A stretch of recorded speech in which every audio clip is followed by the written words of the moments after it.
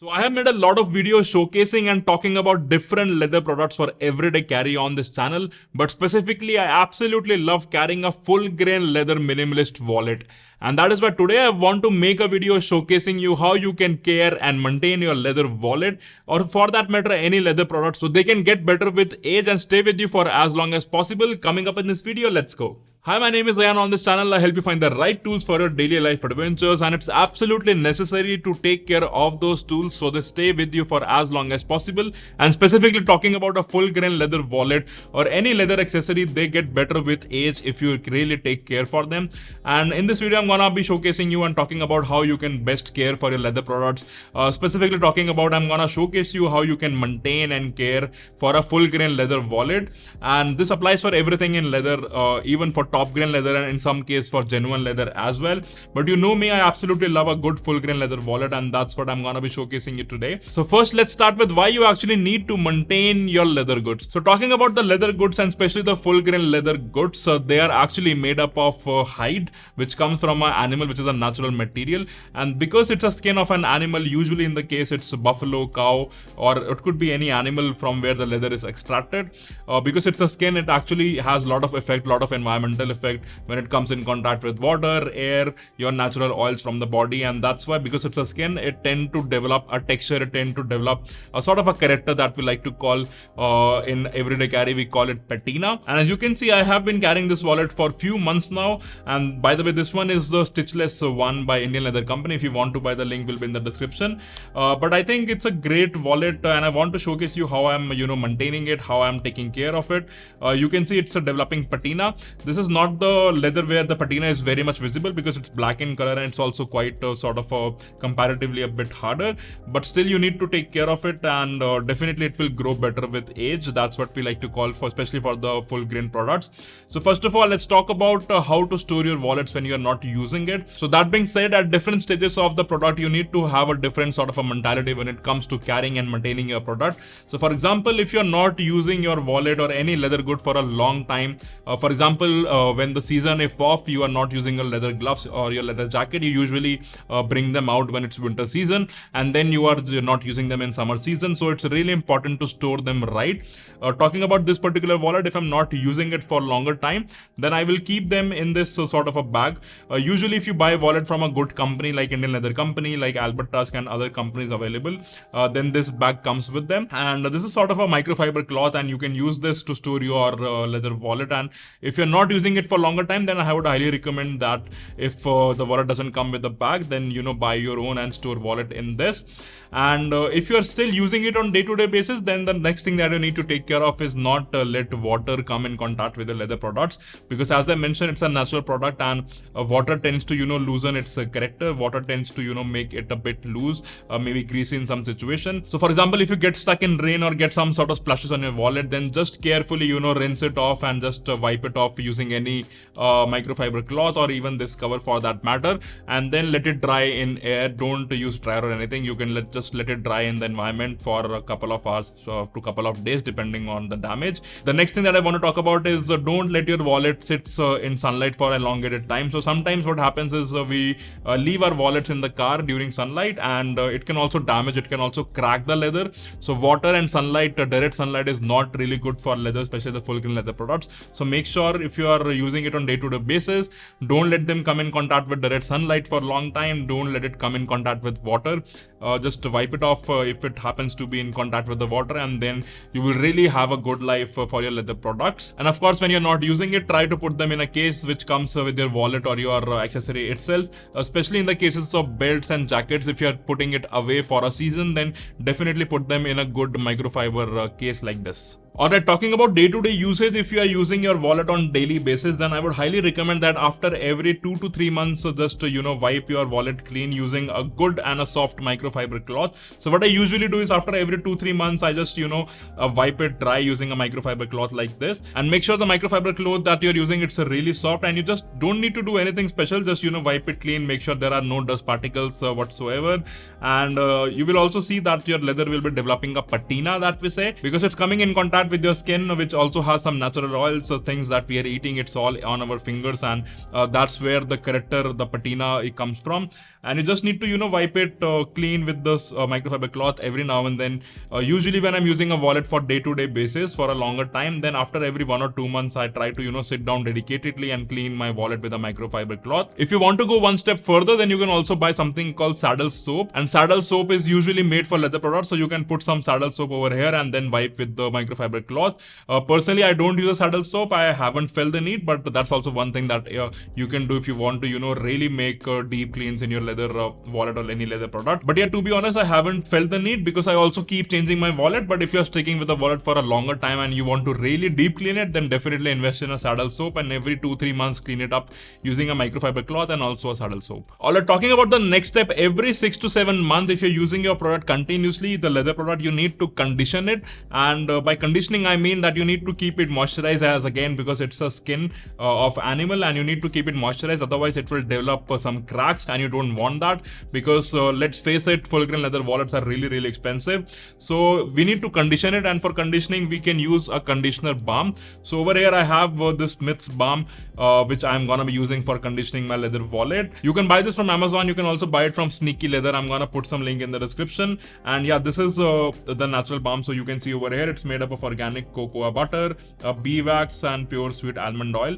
That's what we're gonna be using for conditioning my wallet, and I'm gonna show you how I condition it. So again, you don't have to do it very often. Once every 6 to 8 months you can condition it. And specifically some products which you are not gonna be using for a elongated time, then you can condition it, leave it dry for 24 to 48 hours, and then store it away. For example, again in winters we are using leather jackets, but before closing the season you can condition it once, keep it out for 24 to 48 hours, and then pack it for the next season. That is highly recommended to keep the jacket going for long years. But yeah, talking about conditioning and using the Smith balm, there are a few things that you need to make sure. So first thing is always go for a patch test like you do for any skincare product. Don't just go and use it on your wallet at once, because you never know how it's gonna react, because every leather is different. So what I'm gonna do, I'm just gonna put my finger over here and just do a small patch test. One thing to also look forward for is for some leather, for some color specifically, once you condition it, it's gonna change the color and make it a bit darker. So if you don't want that, after the patch test you will know, so don't go for it if you don't want that. That's why we do a patch test, to see if there is any reaction, something that we don't like. And I'm doing it at the back of the wallet. You can see just using my finger, and I'm happy with the result. I can see the shine, I can see that it's getting conditioned, it's getting oil, all the bee wax and all the almond oil, it's doing its job. And nothing really to worry, because the patch test for me, that's something that I always do.